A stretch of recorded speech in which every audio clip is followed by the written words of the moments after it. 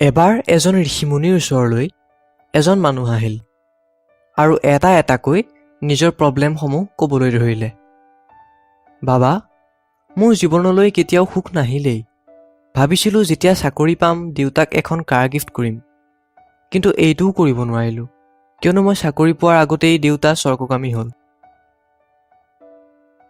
ভাবিছিলোঁ যেতিয়া প্ৰমোশ্যন পাম তেতিয়া সন্তানক ফুৰাবলৈ লৈ যাম, কিন্তু আজিলৈকে প্ৰমোশ্যনেই নহ'ল।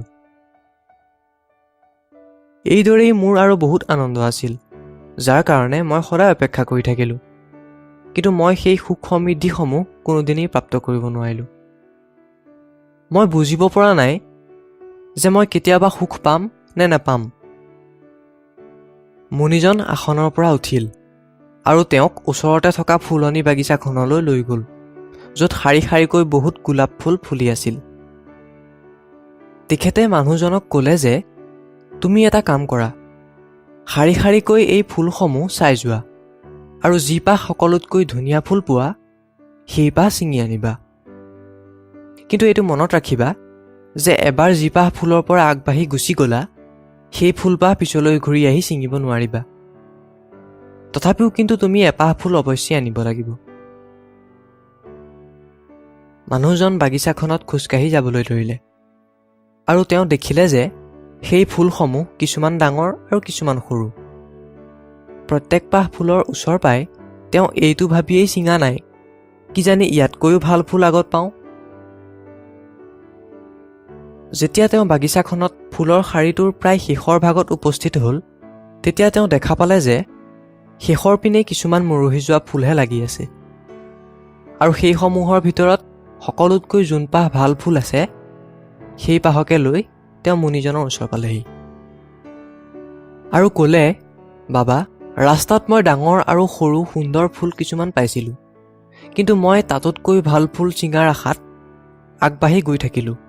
অৱশেষত এই মৰহি যোৱা ফুলসমূহে দেখা পালোঁ। তেতিয়া মুনিজনে হাঁহি মাৰি ক'লে যে তুমি সকলোতকৈ সুন্দৰ ফুলপাহৰ সন্ধানত আগবাঢ়ি গৈ থাকিলা, কিন্তু সেই সুন্দৰ ফুলপাহৰ ঠাইত এই মৰহি যোৱা ফুলপাহহে লৈ আহিলা। ধৰি লোৱা এই বাগিচাখন তোমাৰ জীৱনৰ পথ, আৰু সেই ফুলসমূহ জীৱনৰ গতিপথত অহা সেই সৰু ডাঙৰ সুখ।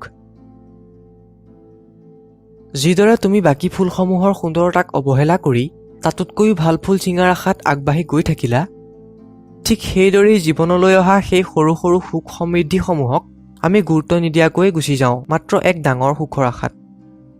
আৰু যেতিয়ালৈ এইটো অনুভৱ হয় তেতিয়ালৈ বহুত দেৰি হৈ যায়। প্ৰিয় বন্ধু, এই গল্পটোৰ জৰিয়তে নিজক আৰু আপোনাকো এইটো মনত পেলাবলৈ চেষ্টা কৰিছোঁ যে মাত্ৰ লক্ষ্যটোক নহয়, জীৱনৰ যাত্ৰাটোৰো আনন্দ ল'ব লাগে। জীৱনৰ সৰু ডাঙৰ সুখসমূহক চেলিব্ৰেট কৰাৰ লগতে প্ৰতি মুহূৰ্ততে সন্তোষত থাকিব লাগে, যাতে জীৱনটো ফুলনি বাগিচাৰ দৰে হৈ থাকে আৰু সুখ সম্পদসমূহ ফুলৰ দৰে মনোহৰ আৰু সুগন্ধি হৈ থাকে। সমস্যাসমূহক সমাধান কৰি যোৱা, সুখসমূহক বিয়পাই যোৱা। জীৱনটো এক দীঘলীয়া যাত্ৰা, হাঁহি মুখেৰে খোজ দি যোৱা। ধন্যবাদ। জয় অসম।